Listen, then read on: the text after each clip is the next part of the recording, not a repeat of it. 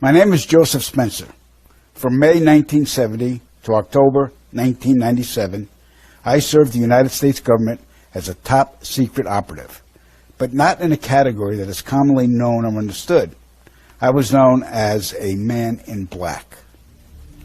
Following 7 years acting as a counterintelligence agent for the CIA, I was recruited for a new assignment that entailed working within above top secret operations. I was aware of the black budget projects, but never knew the context of them due to their high level of secrecy. Even the president was denied access to their inner workings. Annually, billions of dollars are poured into black projects, which operate without any supervision or intrusion. They have full autonomy.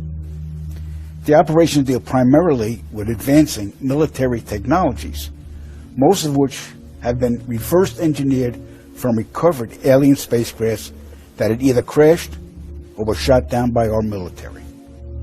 The public, sadly, will never, ever have knowledge of these operations. This transition in my life happened in 1970.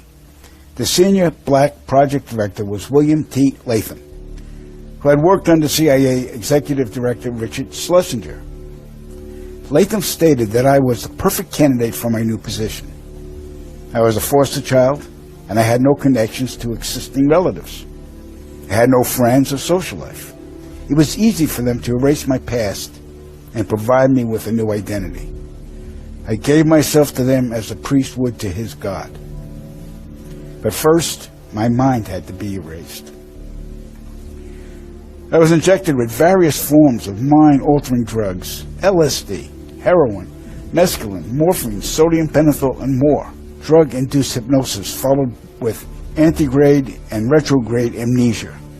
The goal was to program me to do two things: kill and forget. After 9 months of programming, I had become a man in black. What I later discovered was that not all the men in black were human. About a third were alien hybrids. Their distinctive feature was the absence of whites in their eyes, giving the impression of empty eye sockets. This unsettled me, and it took months to adjust to the reality of alien integration. My assignments largely dealt with UFO sightings and crash sites. In August of 1971, I witnessed my first UFO crash site just north of Edwards Air Force Base in California. Inside the craft were 3 grayed humanoids, 2 dead, 1 still alive. Also in the craft was a human female abductee. The alien humanoids were transported to the base, but 2 witnesses had arrived before us and took several photographs. The first surrendered his camera, but the second fled. When we apprehended him, he resisted, and I was ordered to silence him, which I did.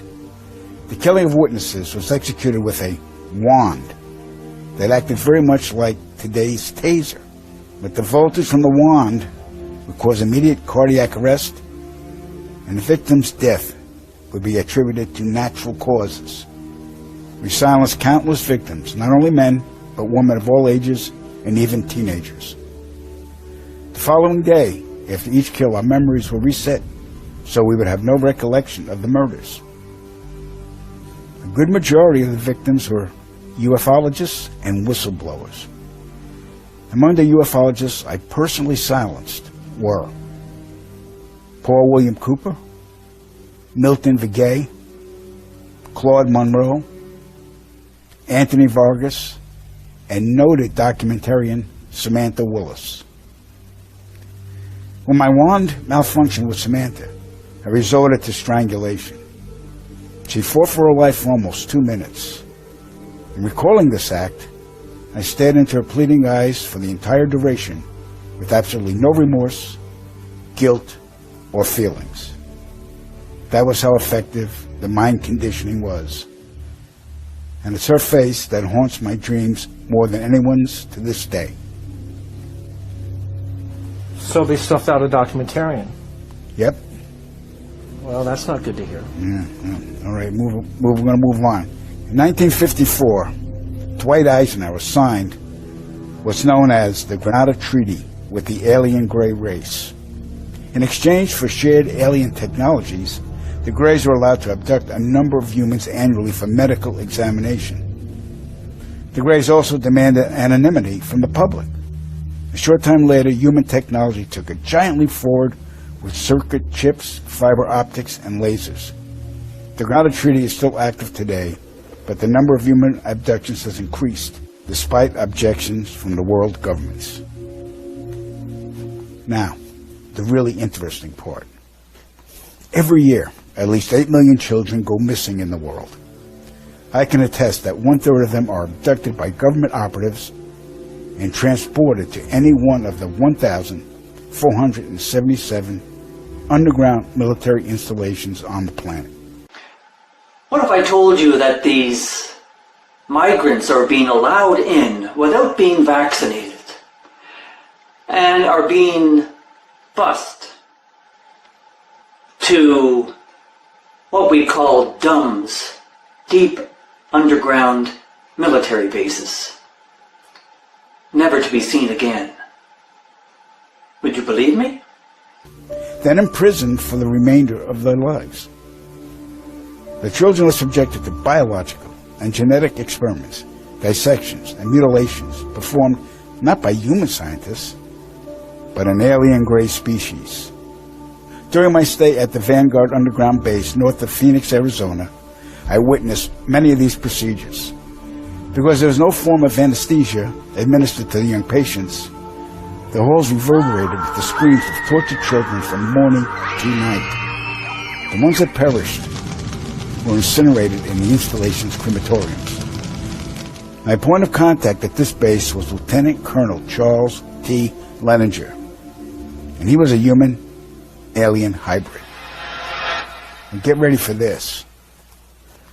In 1994, the World Population Summit in Cairo, Egypt, had 160 nations participate, where they all agreed that the human population was out of control and must be stopped because the world is running out of resources. An agreement was formed that would mandate the reduction of humans from 6 billion to 800 million by the year 2030.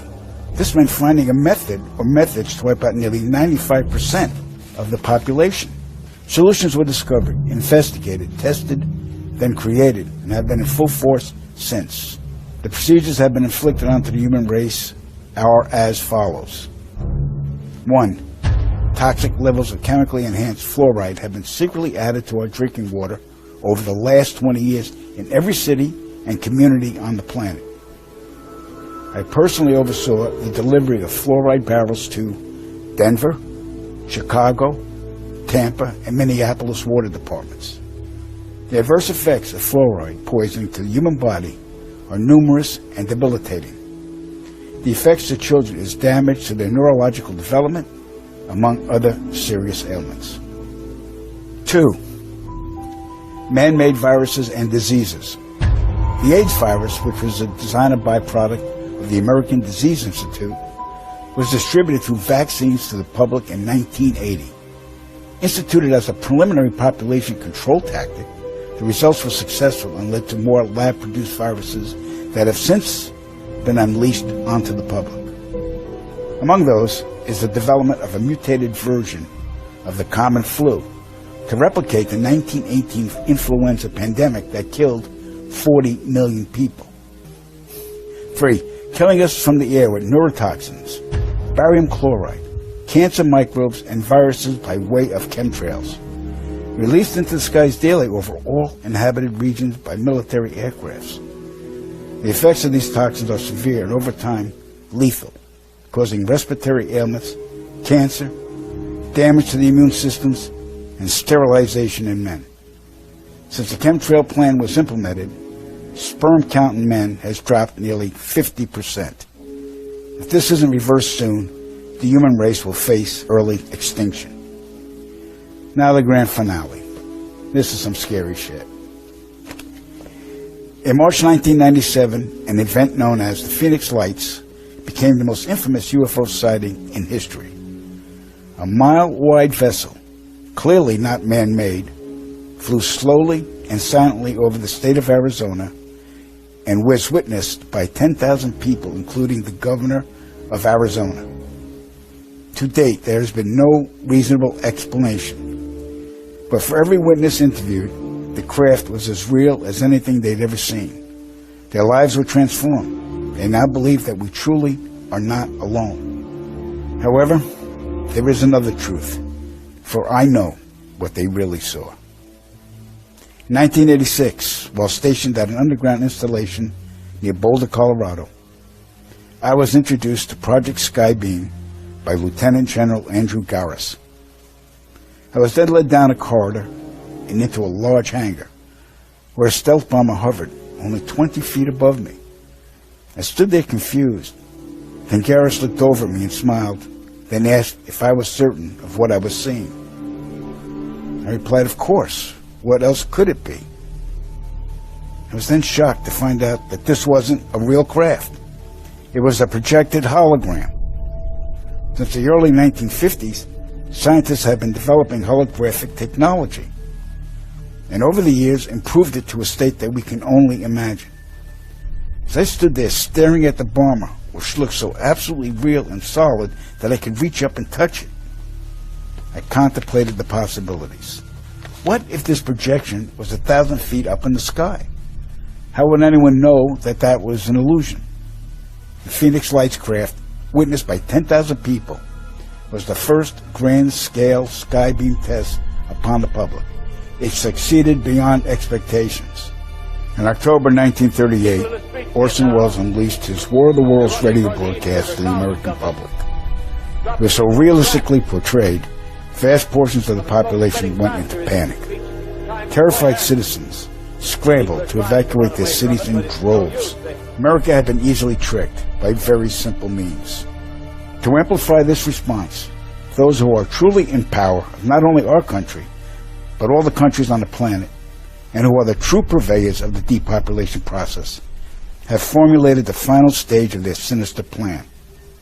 In the year 2024, a global event will alter the course of mankind's future. The world will stand witness to a massive alien invasion. Thousands of projected holographic alien warships will blanket the skies, sending people into a global panic. Real military crafts within the holograms will inflict actual damage to the surrounding areas to sell the gimmick. And as a result of the ensuing human chaos, a one-world government will immediately form without any resistance from the people. They will be the new world order. Once this happens, we as a people will be doomed to enslavement and accelerated depopulation. With that said, the only hope for human salvation is to acquire and spread the knowledge of these activities and agendas. Resist, retaliate, then conquer this imposing enemy. The time is now, as humanity is rapidly approaching its final days.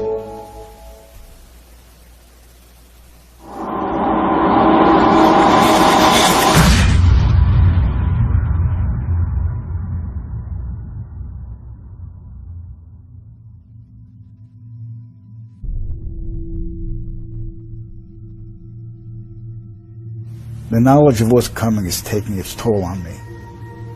I see all of these people living their lives, enjoying themselves, planning their futures, oblivious to the fact that it's all going to end soon. Here I am at a park where children are playing, and in the skies above, I can see the chemtrails, poisoning the air and slowly killing us all in plain sight. I've never felt so helpless. I want to scream out to the world, but I'd only be laughed at, ridiculed. When Claire said the memoirs were a fabrication, I secretly wished she was right. Then I could sleep at night. But I know, beyond a reasonable doubt, that it's all true. That Joe was being completely forthright. I saw it in his eyes. I heard the tremor in his voice when he spoke about it. It didn't come off as an admission. It was more of a deeply concerned confession. He was scared for us all. And that says a lot, coming from a man who was a government assassin.